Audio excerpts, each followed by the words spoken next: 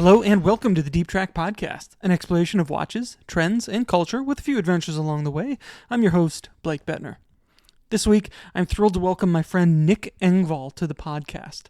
Nick is a friend and former colleague of mine. We work together at StockX. He is an authority in the sneaker space. He runs a site called Sneaker History and has several podcasts on the subject as well. He's also a big car fan and F1 fan. So we do talk a little bit about F1 and cars as well. Thankfully, we are at kind of an interesting point in the F1 season, just coming into the summer break, and it is looking, at least turning into a relatively interesting season.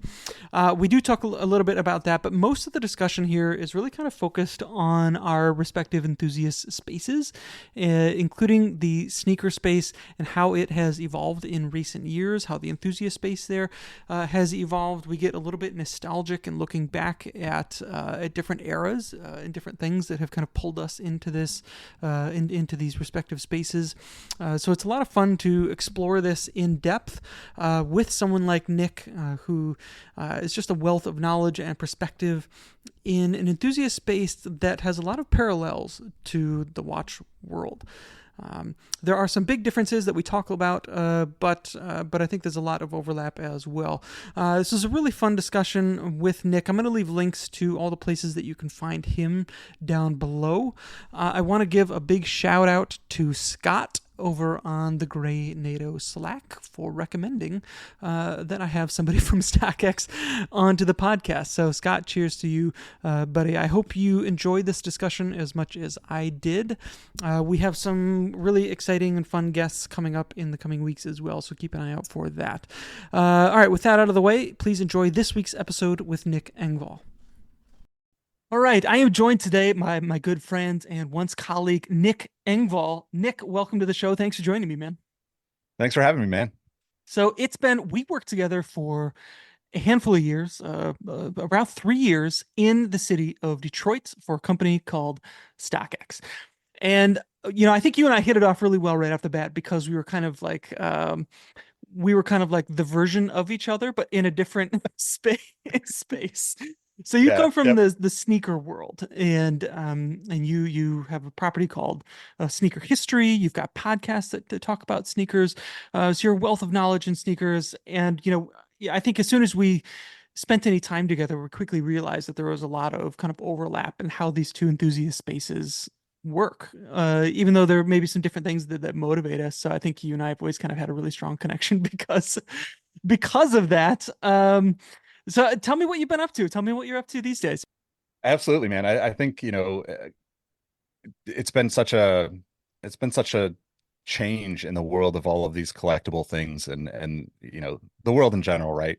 The economy, all these things. So like I've since StockX, I kind of did my own thing, consulting for a couple of years, and then the pandemic hit, and that kind of, threw a wrench into everybody's plans. And of course, unfortunately in that situation, as a contracted, consultant, you're the most disposable. So, no hard feelings towards any of the people that had to do what they had to do. I understand the business side of those decisions, but I've been doing the Sneaker History podcast for now probably about 5 years. I had previously done a show called Outside the Box with some creators that if you're into sneakers, people might know, but back then that was my friend Jacques Slade, who I also do a show with still to this day.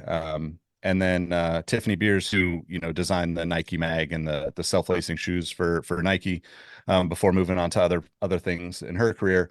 But yeah, sneakers has just kind of been my reason to meet cool people like yourself. Like if I wasn't into sneakers, I would have never said yes to go to Detroit when they hit me up. And I've been working in the business now for, wow, 17 years, I guess, like 2007 or so. I think 2006 or 2007 is when I first got paid to do something in sneakers. Yeah.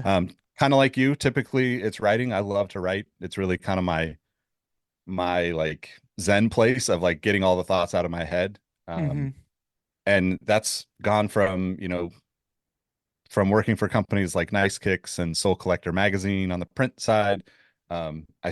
East Bay, which everybody probably remembers the catalogs. I basically built that entire first blog and filled Mhm. it up with content. First retailer in the footwear space to actually have like an editorial style blog. It was like Interesting.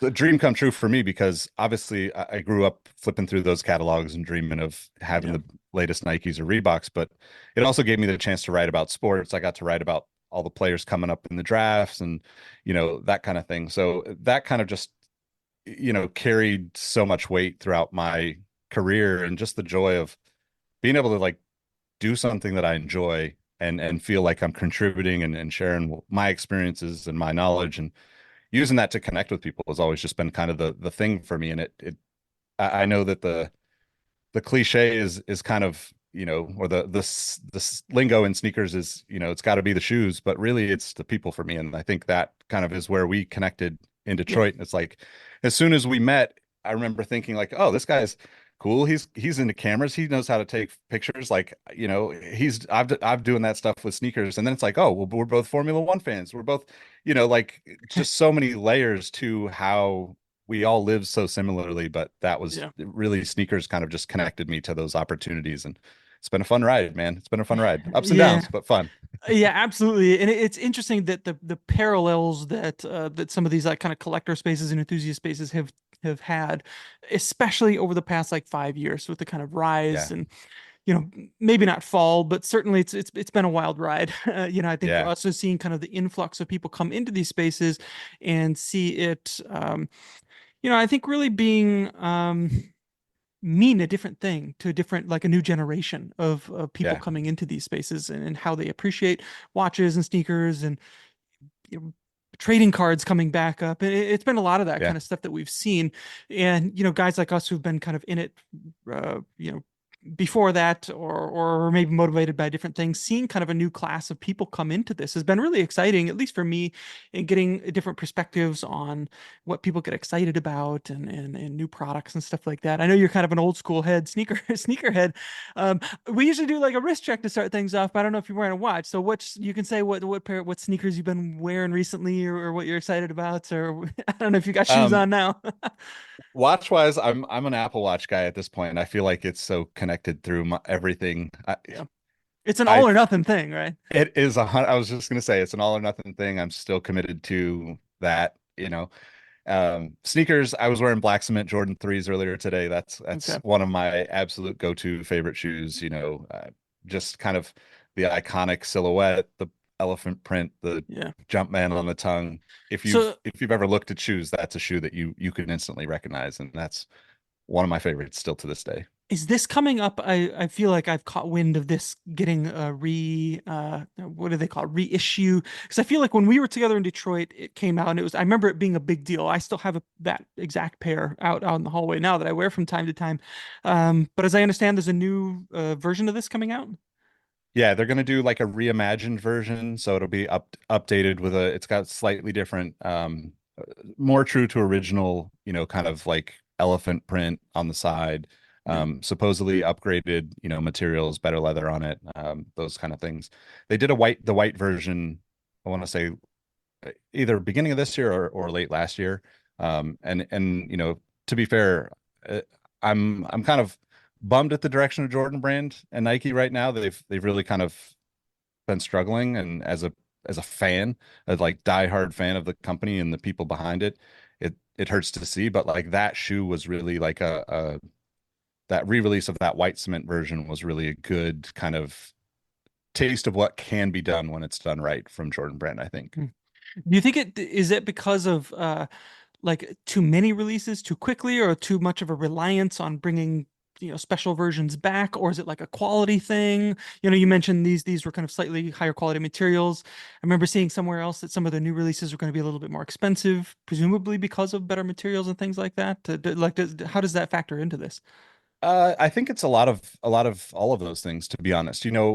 Nike for the better part of 40 years was ran by people that came up in the business that, you know, are or were, very committed to the idea that we are the best and we are competing with, I kind of made a comment about it recently. It's like I think they've forgotten that the roots of the company was really about like competing and being the best for the best athletes, and that evolved into a an energy on Nike campus that was contagious, and like as consumers, you don't get to see that, but that's what made us love the brand behind the scenes, in my opinion.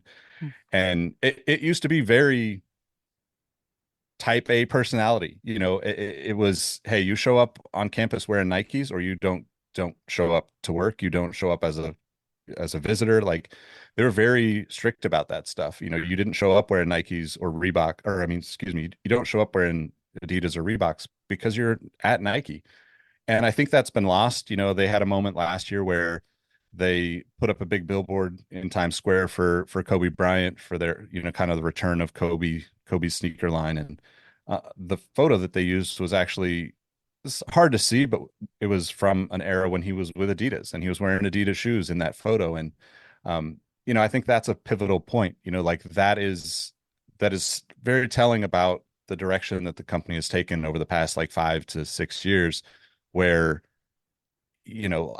I don't know that I would fit into a work culture that was that super competitive the way they once were, but I Mhm. also am very, you know, very clear that that is the greatness that came from a group of people that were ultra competitive about what they were doing and wanted to create the best products that they could.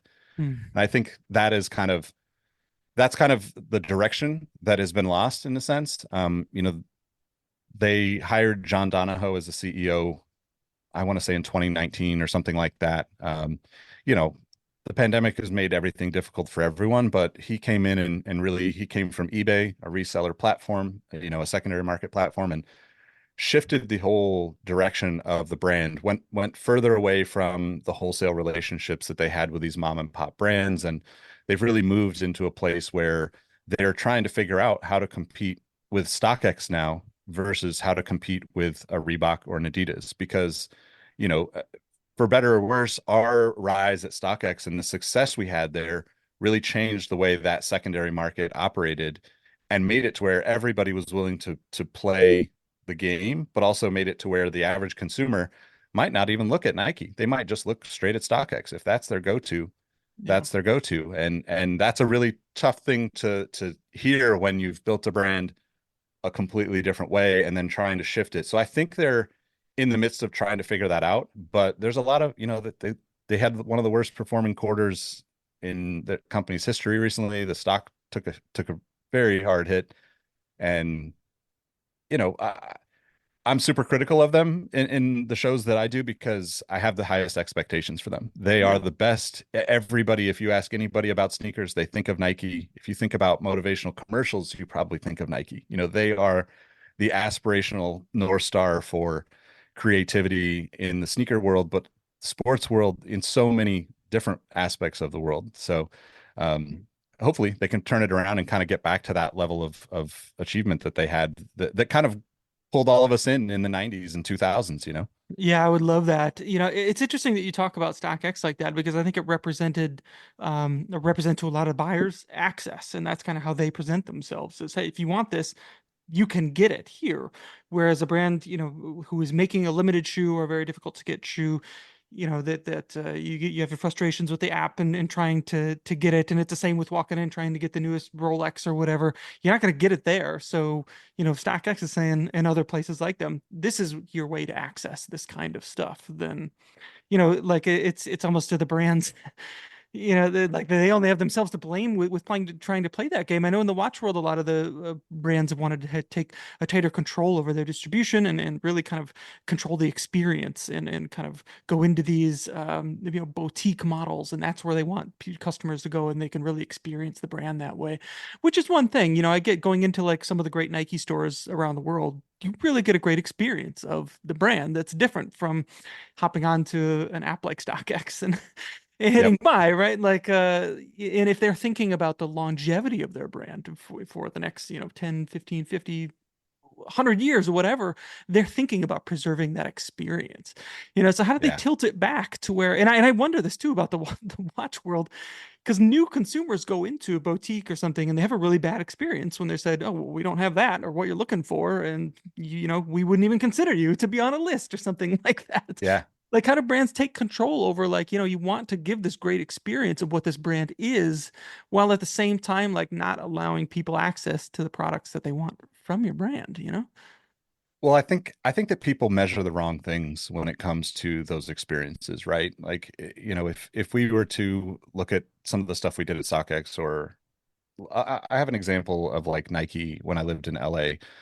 They opened a store called Nike on Melrose. It was a very like boutique feel. You could go in, you could get shoes fitted, you could hop on a treadmill.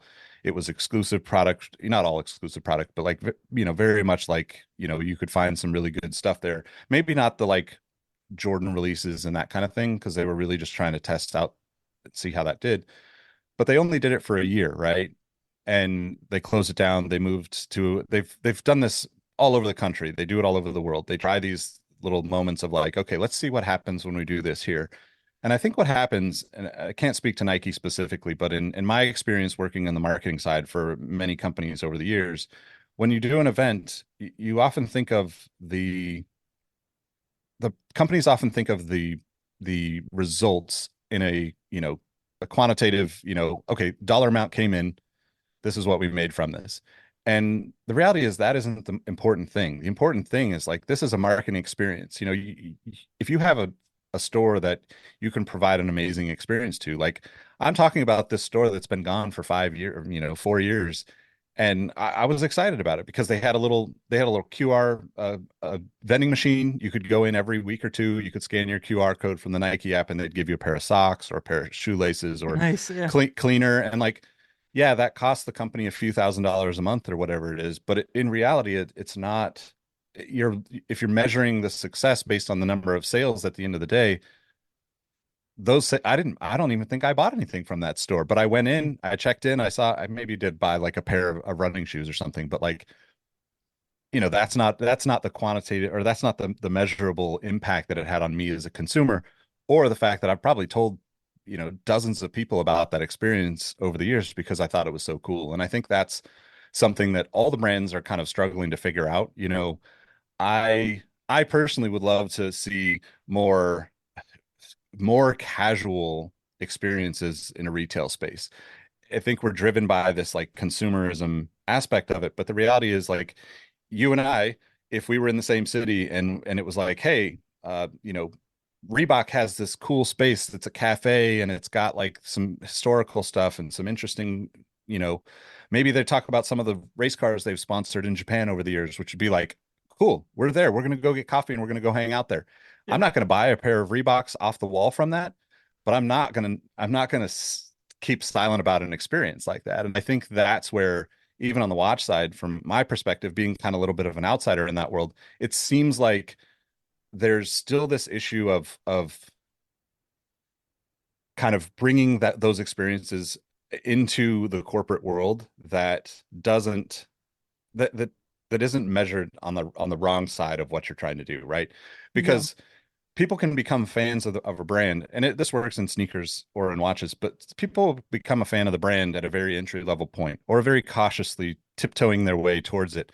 But that doesn't mean that like once they actually hit that tipping point and become a real fan of the brand, that they don't become an advocate for the brand. They don't become like I'm sure that you being casually into sneakers kind of coming up, working at StockX, you had to have bought more sneakers because you're around it. Like Yeah. if people gave those physical places to do that, I think it'd be a really cool way to go about it. And I think it also, just from a societal level, kind of would be interesting to see some of this empty retail space used in unique ways. And I know that's a big lift because people are like, well, it's a tax write-off because I own the building and blah, blah, blah. But if I only make this, it's less than that and the other.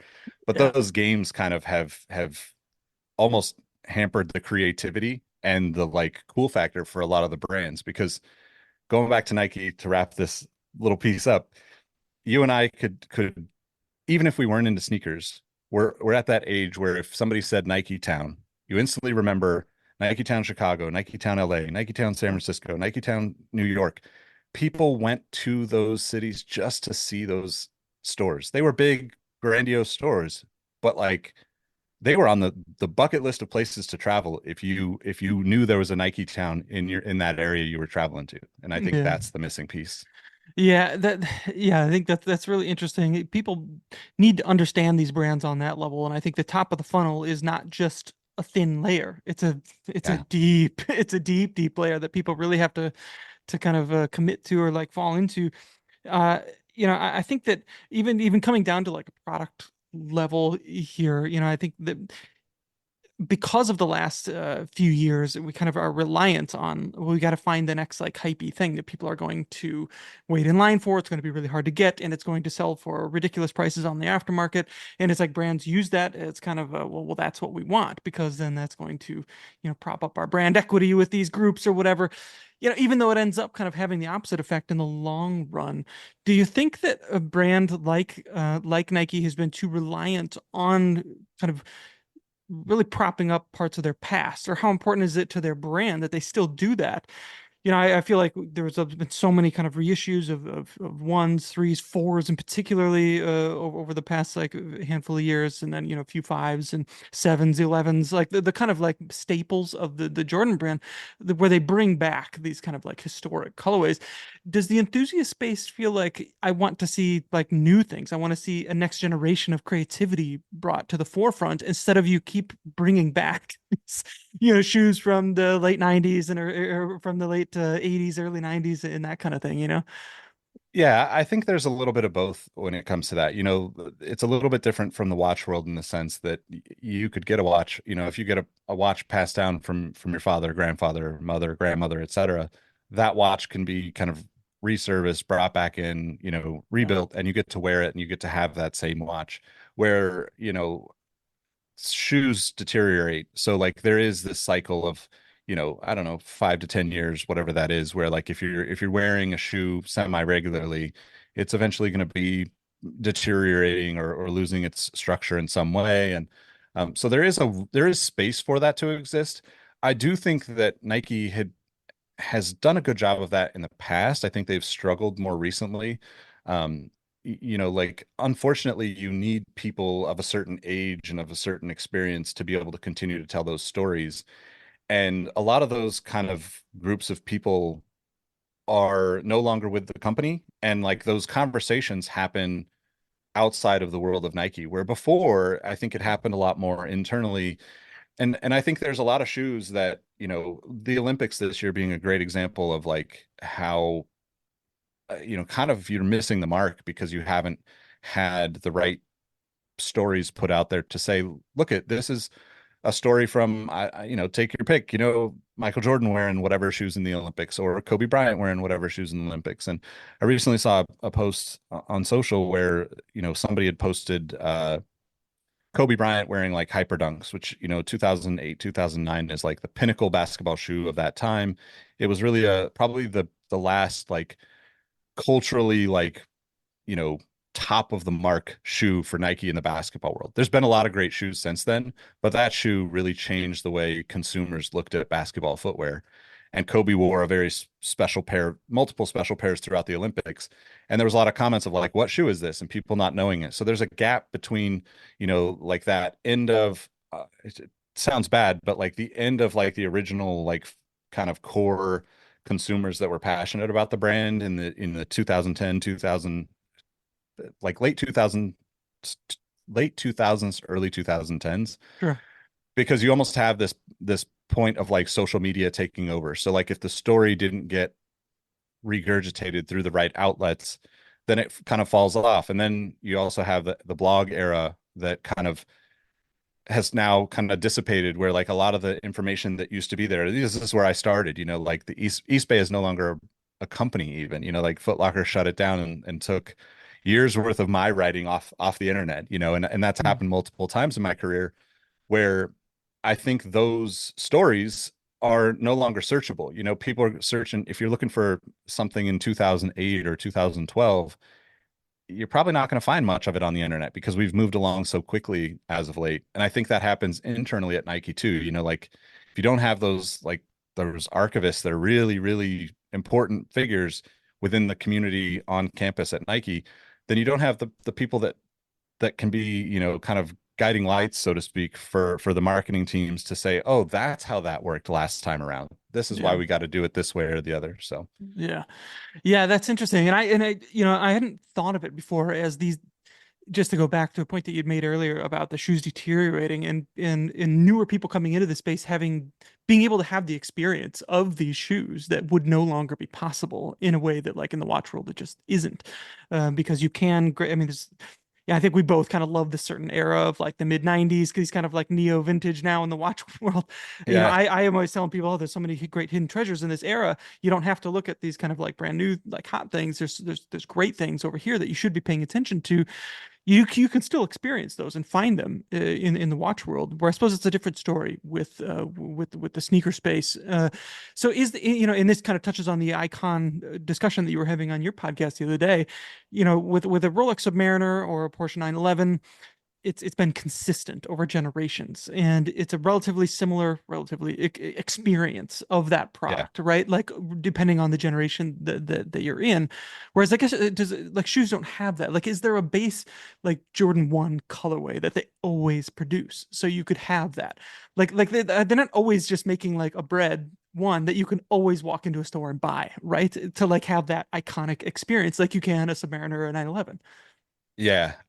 So for Jordans and Nike, that doesn't really happen. I think that that is actually one of the things that they've kind of messed up on in a sense, because if you look at Adidas, for instance, or Reebok, for instance, the Reebok Classic is a runner from the 80s that, is timeless. It's worn by so many different subcultures. It's kind of like the Nike Cortez, right? And the Cortez is around fairly regularly. Like every once in a while, I'll go away for a year, maybe, but Yeah, usually they're available at retail in some way or another. For Adidas, the Stan Smith, the Superstar, these are the Gazelle, the Samba. These are like very iconic. You saw someone if you were outside in a big city today or rode public transit, you saw somebody wearing one of those shoes. I can say that almost guarantee that you saw one of these 7 or 8 shoes. yeah, Nike with Jordan's kind of going back to like that change in the way that they approached it, you know it, for better or worse, the resale side of it became a part of the thought process for Nike with the Jordans, and I think that ultimately ended up hurting them. They're trying to bump up the prices. Like I just saw a report that the next Bread Jordan 1, um this is the black and red pair that Michael Jordan, the story goes that he was banned from wearing that shoe, although if you want to debate that, it was not really that shoe that he got banned from, but that's a very deep cut for the sneaker sure. world.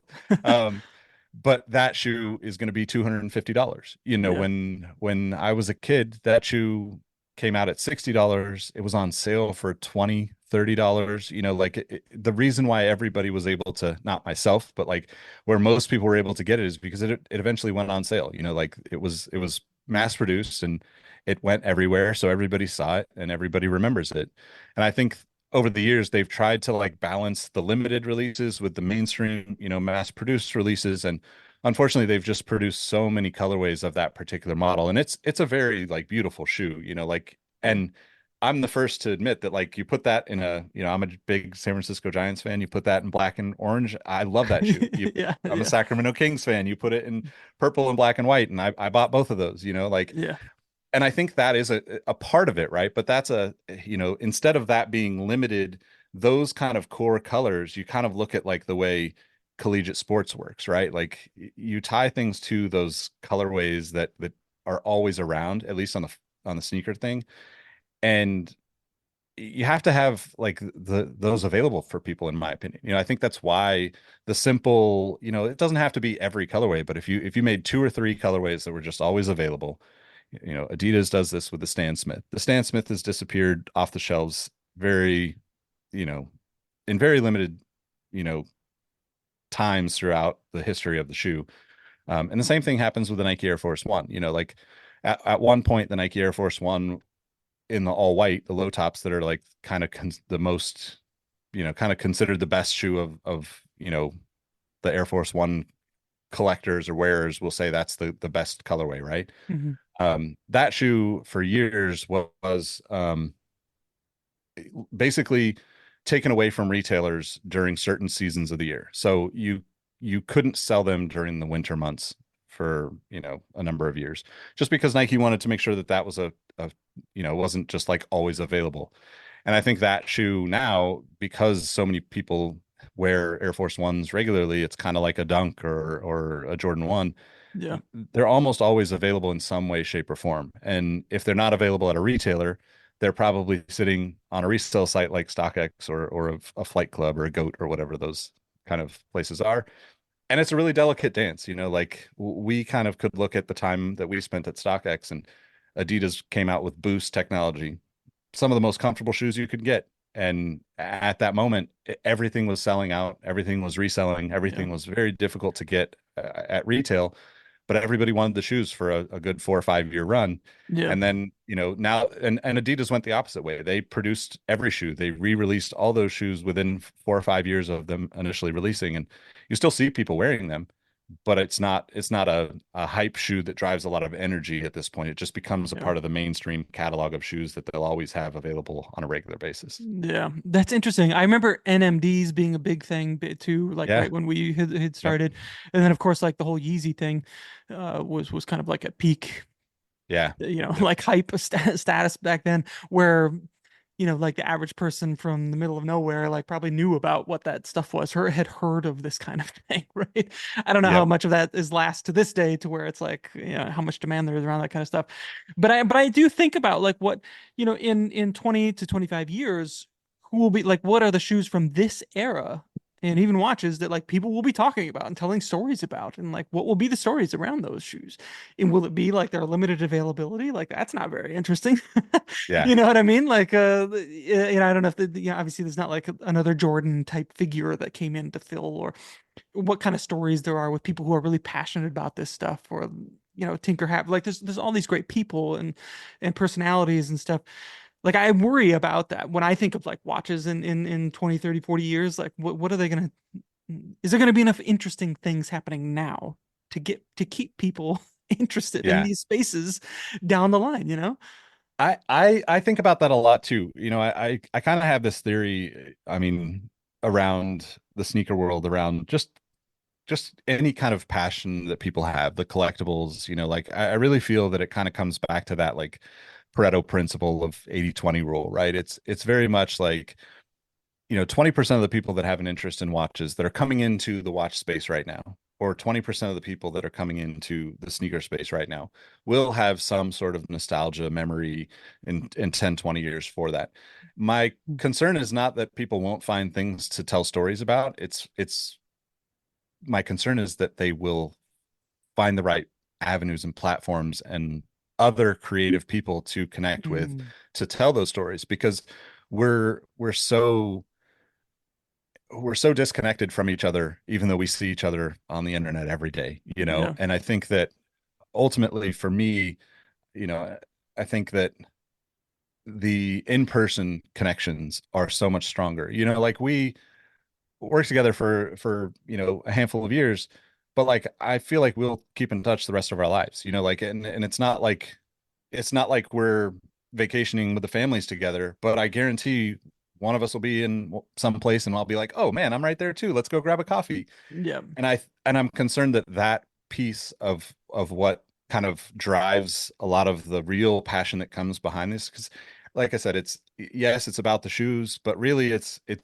about that shared experience of like, hey, I lined up, or I went to some obscure store in Paris for the Olympics and bought this pair of shoes, and my buddy was with me, and like that's the story that I'm going to tell when I get back home. And those kind of things will still happen. I just think that they aren't embraced as much as they used to be. Like you kind of did stuff in real life and brought it to the internet in the 90s, Yeah. 2000s, Yeah. and leading us to this point.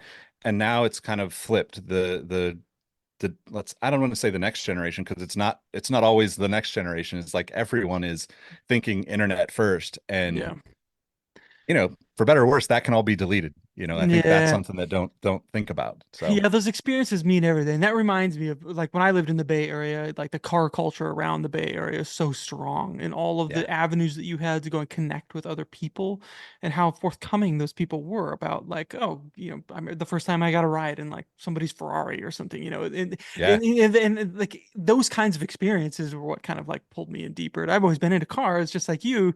And but it was until before I moved to it wasn't until I moved to that area in California that I really realized like, oh, this is such an awesome community, and all these people were in it in their own ways and in different kind of cliques of, the American car guys, the kind of 90s imports guys and the exotic guys and all that kind of coming together yeah. in this like really cool way and all experiencing each other's cars was such a cool thing.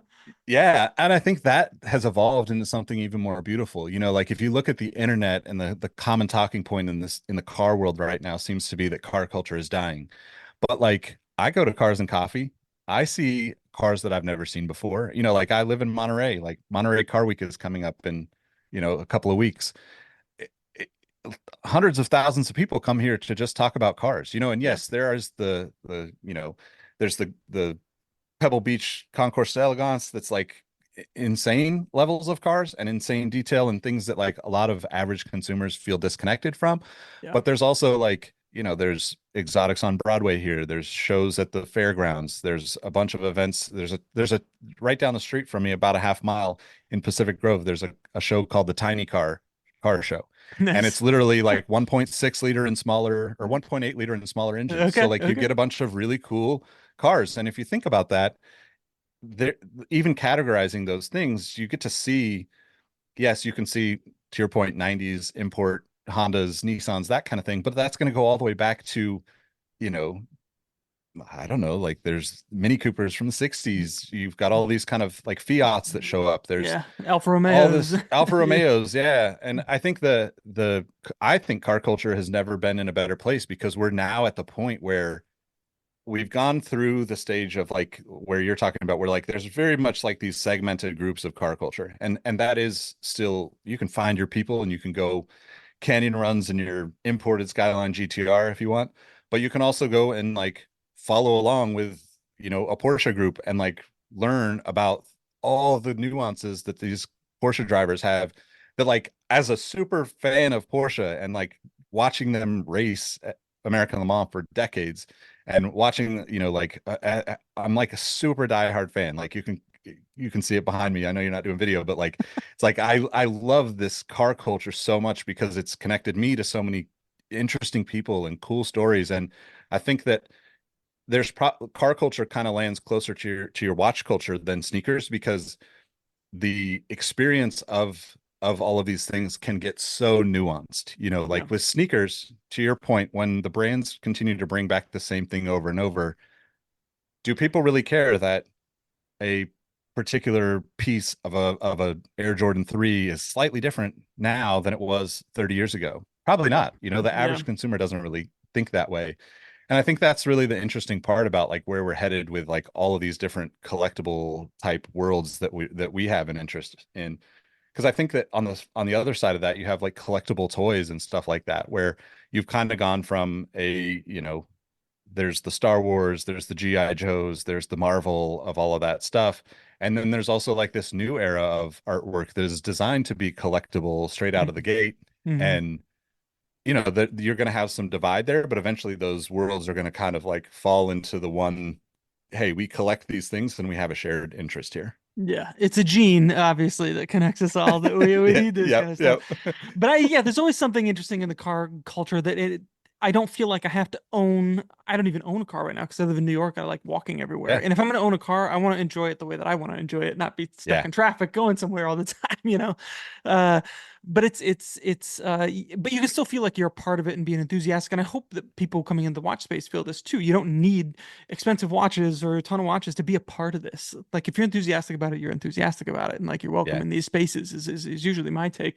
In the cars, it was always I never had anything exotic, more exotic than like a 350Z or something like that. yeah, But I'd still yeah, go to these things and be like welcomed with open arms, and that like made a huge impression on me, even from guys rolling in like deep six-figure type cars. as long as you shared that enthusiasm, that's really what mattered. And I get, that has to be the foundation of what these future generations of enthusiasts will be built on. And from that, the stories will come, I suppose, Yeah. right? Yeah, Well, I hope yeah, so. I agree. I think that's there's a lot of people that would feel differently about that. Like there's a lot of people that would say, in my world would say, oh, you have to have this, that, and the other in order to be considered a sneakerhead. And, like I personally think like if you wear a pair of shoes and you get excited to talk about that pair of shoes, that means you're a sneakerhead. I yeah, don't care what that shoe is. Like my stepdad used to wear Converse Chuck Taylors when I was a kid all the time, and he absolutely loved them. He'd buy a new pair every couple of years because they'd eventually wear out. And for the longest time, I was like, well, I'm never going to wear that shoe. That's my dad's shoe, but like, it's also like the most important shoe in history. And I would argue that it's the best shoe ever made just because we all know people that have a connection to that shoe from every stretch of the world, every stretch of the imagination.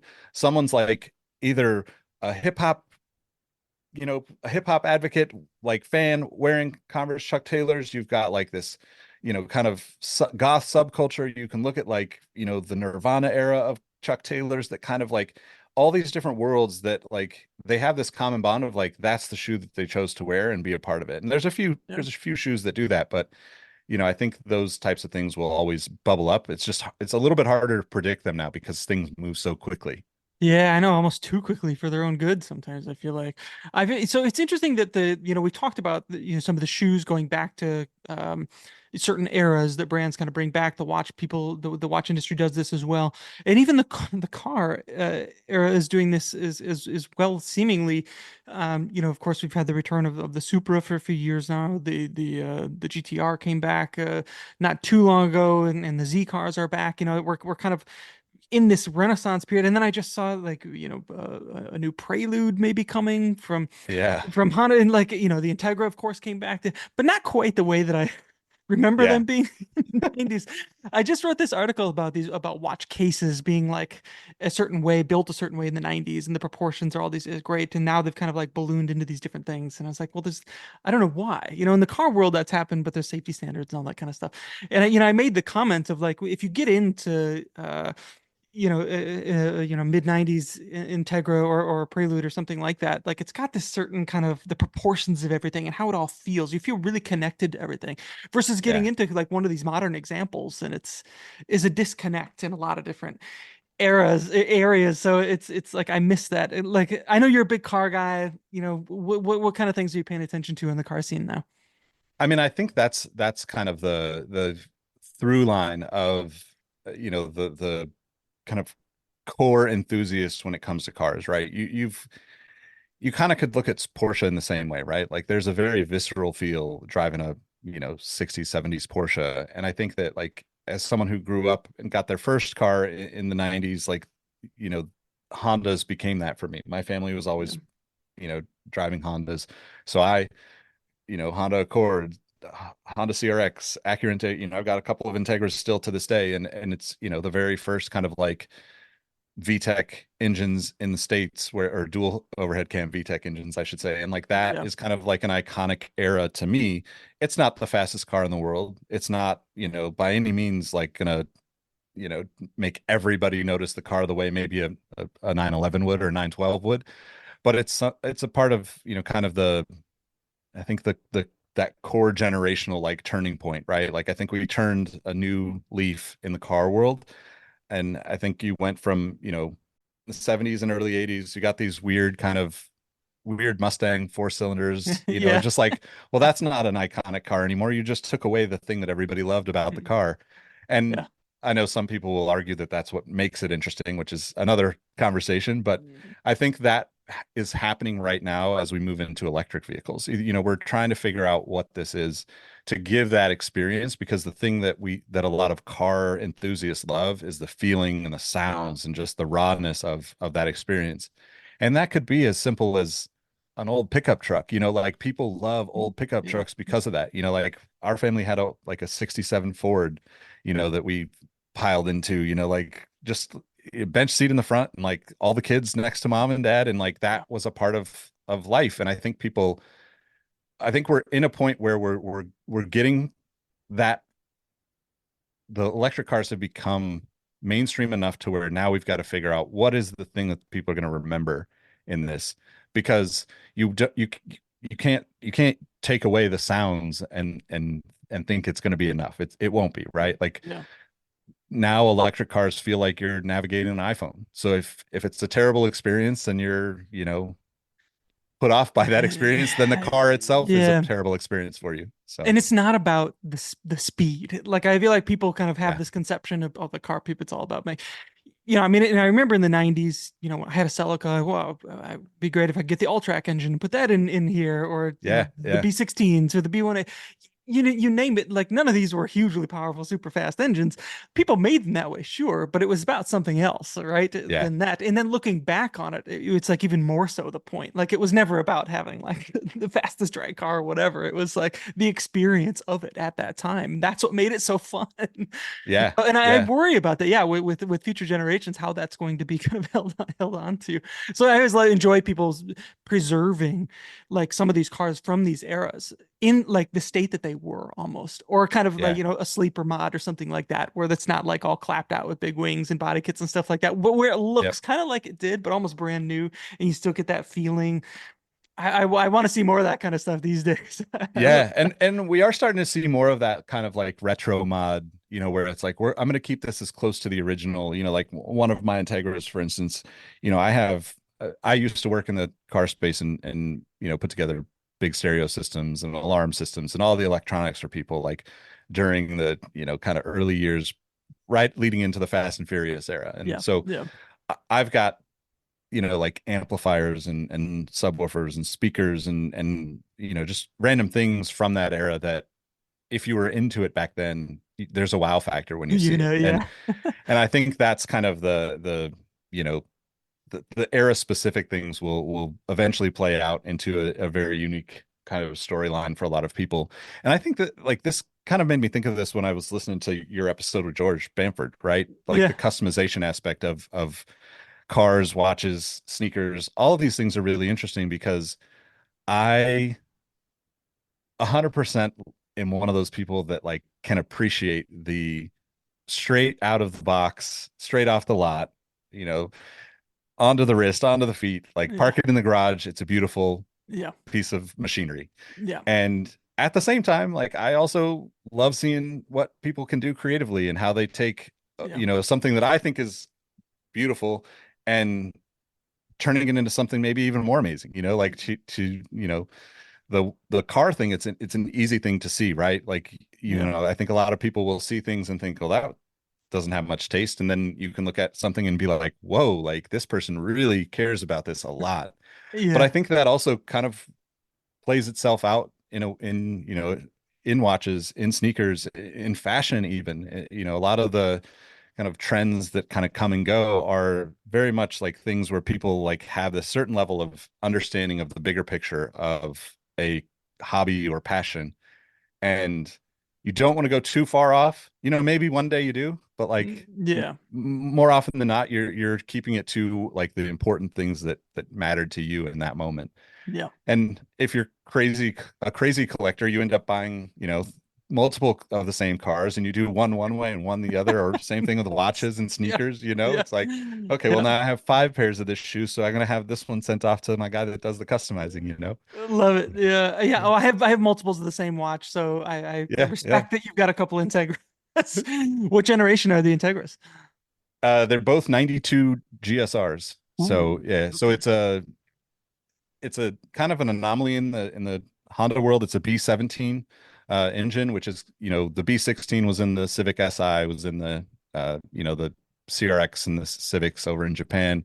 Hmm. And then it kind of switched to the B18 with the With the Prelude. four-eyed, yeah, the Prelude, and then with the four-eyed Integra, Yeah. here in the States after that. So like it's weird situation where they made it from 92 to 93. There's about roughly 2 to 3,000 of each of the colors that came out, and there's only 3 colors each year. So it's pretty rare in that sense of a mass produced car. Like it's not necessarily like when you look at like the way that people look at Porsches and say, oh, there's only 6 of this color and interior Yeah, combination, yeah, like yeah, they didn't really do that. But yeah, it's those are my that's one of my Oh, big man, passions, man. I yeah. can't seem to let it go. So I love that. And I love that like that era, there's something special. And if you grew up and were into cars in that era, like you know exactly what you're talking about, especially with the colorways being so. I feel like that was something that they all the way up to the ITR and the CTR, they only came in yeah, three colors or something like that, like black, yep, yellow, and, yep, and white, yeah, right? So I love that. I had a friend with an SI, but he put the wheels from an HX Civic on because they were lighter by yep, like a yep, pound and a half exactly. on each Yeah, one, right? Like those are the yep, kind of little things that I love. yeah, So let's close out with a little bit of F1 talk.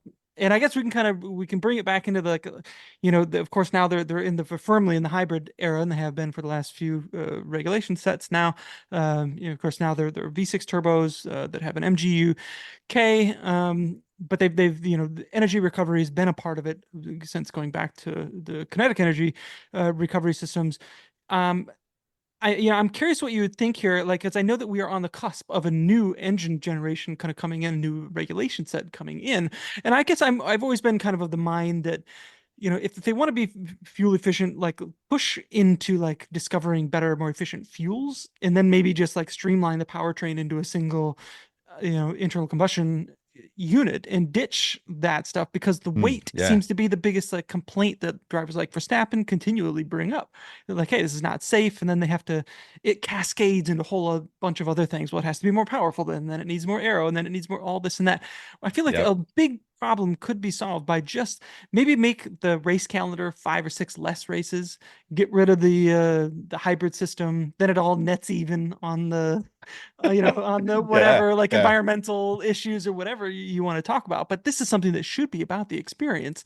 So I'd love to see a generation kind of come full circle back into just a like even a naturally aspirated internal combustion only type of set of regulations.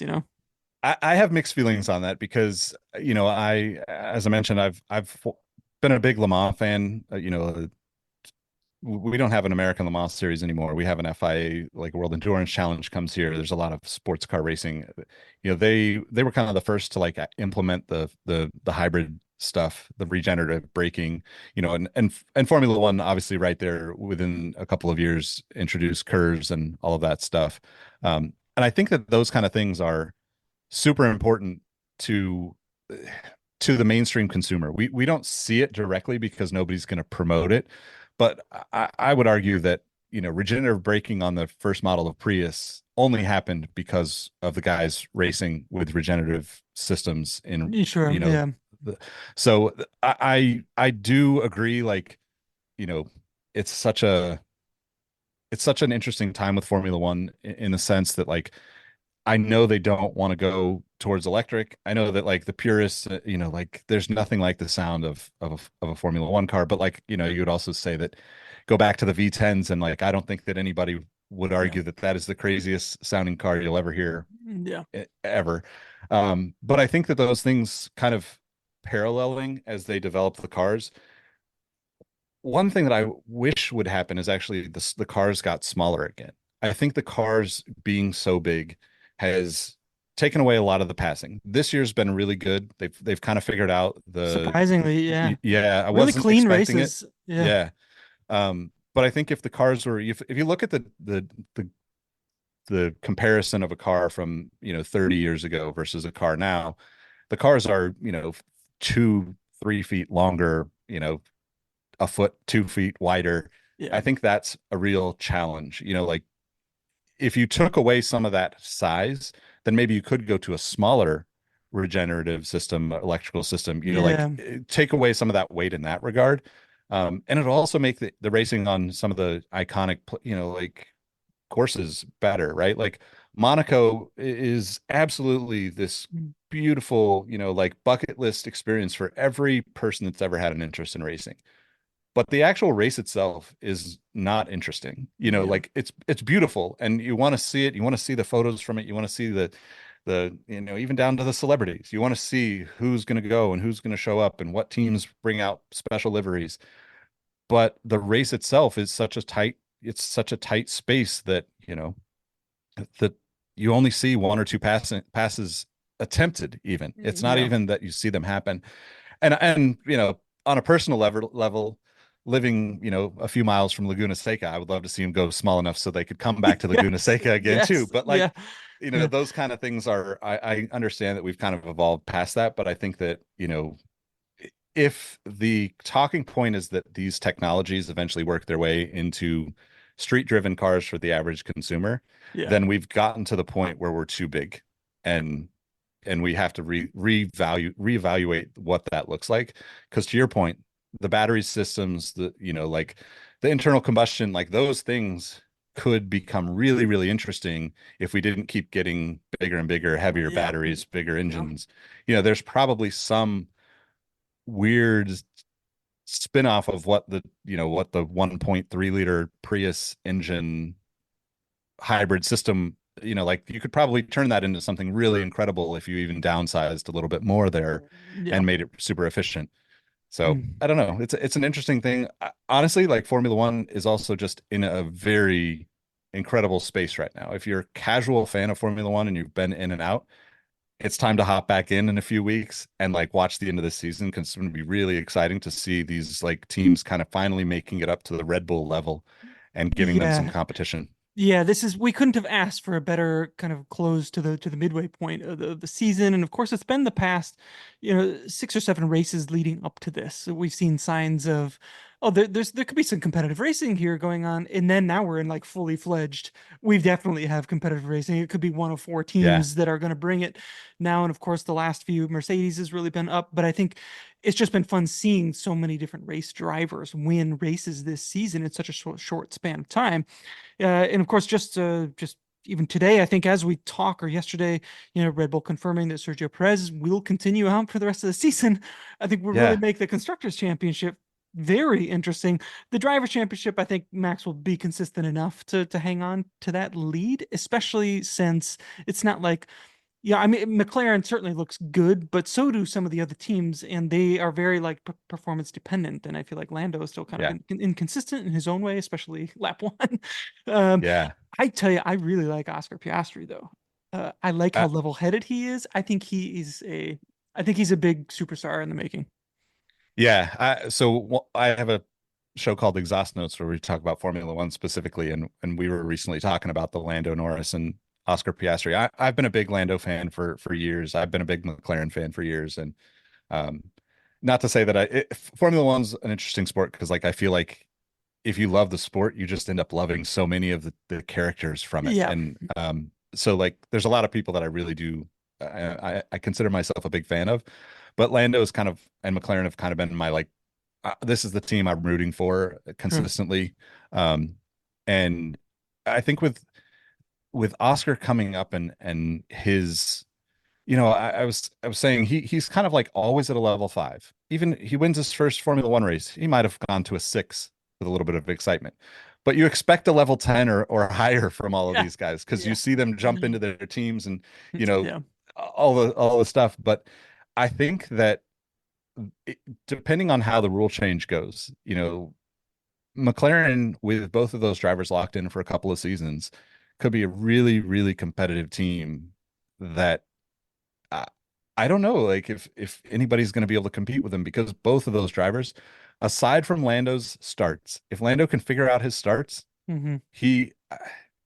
he's like the last 10 laps of a race, he's like the fastest car on the track almost every race this year. It's Yeah, pretty wild. But like if he's yeah. not in striking distance, that doesn't help him out. And it's I always know. that first turn or first, couple of turns where it's like, oh, you went from first to fourth or fourth to eighth. And But then he just once he dwells on it for the rest of the race, and he keeps yeah, getting I himself think that's pissed what it about it. is. And I think Yep. where if you look at like the last half of Imola, he's like on fire because he gets a little bit of Yep. that momentum, and then he can just go, and it's like, whoa, you're seeing some real fireworks here. I want to see more of Yeah. that from him. Yeah. Carlos Sainz just signed with Williams, the historic, great Williams team. What do you think of that Yeah. move? I love it. I am a fan of Formula One long enough to where Williams is one of the pinnacle teams in the sport. I think that's the thing that a lot of people that have come into Formula One in this like Netflix era through the pandemic, you've only seen Williams at the bottom of the field. Williams is so much more than that and such a historic team that I think that once they honestly, like even Carlos with Alex Albon is a really I think it's a really like powerful 1-2 punch for a team that has been written off, and I Yep. think that's going to be their advantage for the next couple of seasons. Yeah, I like where James Vowles' head is at, and I hope he can bring the team back into like some true competitiveness where he's, nipping at the heels of those top teams, if not right there, being Yeah, competitive with them. They, of course, use Mercedes power units, which will be the case going into the next set of regulations. And from what I hear, what the murmurs are, looks like they're in a very good place in terms of early yeah. development of these engines. So I guess we'll see how that pans out. Would you be putting your money on Verstappen to win the drivers' championship this year? Or I do you think think do so. you think it's close enough that it will be like interesting? I think it's close enough that it'll be interesting, but the reason why I think that it will end up being Verstappen is not because Verstappen's like running away with things. It's because everybody behind him will end up fighting for the rest of the points and splitting up the points. Like Yeah. Max doesn't have to win the rest of the year's races to win the season. Anybody else that wants to win needs to win a good portion of the He just can't races. have Lando winning all of them. And I don't think he will. I think we'll see a Yeah. good mix of Yeah. other Oscar, drivers. Lewis, George. Yeah. Like there's just so much. And that's, like I think Ferrari's always like a wild card in that they haven't been consistent with their strategies. But I think Charles Leclerc and Carlos Sainz are both incredible drivers. So it's Yeah. only going to take getting one strategy right to keep them on the podium. And I Yeah. think we'll see that here and there throughout the rest of the year. I think the battle for 2 to 5 will be phenomenal. Like I don't think Yeah. we'll see racing. I know that sounds weird for people that aren't racing fans, but when you really get into a sport like motorsports, all of those positions matter, and I think it's going to be really exciting to watch. Yeah, I can't wait. And then finally, any thoughts on Lewis going to Ferrari next year? I think I think it's great. I think that for somebody like Lewis, I think it came out that, Mercedes only wanted to give him a 2-year deal and Ferrari gave him 3. And look, this man has transformed the sport. He is arguably the greatest driver. You could debate that, but there's no debating that he is top 2 of all time. Maybe in 10 years we might throw Max in that conversation, Yeah. but to not just give an extra year to him as Mercedes, to me, it just seems like a really big miss on their part, mainly because of the marketing power that he has and the experience that he's going to bring to the team Yeah. moving forward. Because if he Yeah. has an established relationship with Ferrari, why would he go back to Mercedes? Like as a consultant or as a brand partner or whatever. Yeah. Ferrari is they may not be on the pole, but they are still one of the great, automotive businesses and racing entities in the world, and to have someone like Lewis in that car, it's going to be really interesting to see how it changes that team's dynamic.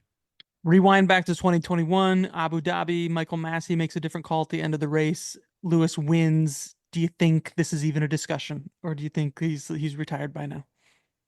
I don't think he would retire. I think he genuinely loves driving so much that Mhm. I think that as long as somebody will give him a seat, he'll take the seat. But I think that, you know, within the next 5 years, I could see him stepping down. But it's kind of like Alonso, right? Fernando Yeah. Alonso is, you know, he hasn't been in a competitive car this season, but last year there were glimpses of greatness that you didn't expect from him in an Aston Martin. So, you Brazil. know, yeah, yeah, exactly. Yeah. So, yeah, Yeah, I hope so. And clearly, Lewis is, we say this just after Spa, which he won after some whatever shenanigans with the weight of the car. Even setting that aside, he drove a near perfect race, I yeah, think. And of course, he won in Silverstone, so he's clearly still got it. I think the beginning of Spa showed me like something that I haven't seen from him in a long time, and that was like he was yeah, technically perfect coming out, even to build a gap the way that he did to Leclerc, who's probably in a faster car. Just yep, masterclass stuff. It was just awesome seeing. So if he can race like that, keep at it. I say. I yeah, say. definitely. Indeed. Yep. So, all right, Nick, it's been a huge pleasure having you on the podcast. We got to do this again sometime. Where can people go find more of you online? At Nick Engvall, NickEngvall on all the platforms. Spending most of my time on Instagram lately, but I'm pretty much everywhere, and you can find my other ventures outside of that. Okay. Drop your sneaker hot takes, your F1 hot takes at Nick over on the social. He would love to hear them. Yes. And I'll leave links to your other podcasts down below, as where as you as where as you can find him elsewhere. Nick, thanks again for coming on. It's just been a huge pleasure to chat with you. Of course, man. Thanks for having me. I appreciate you. All right, that'll do it for this week's episode. Until next time, take care.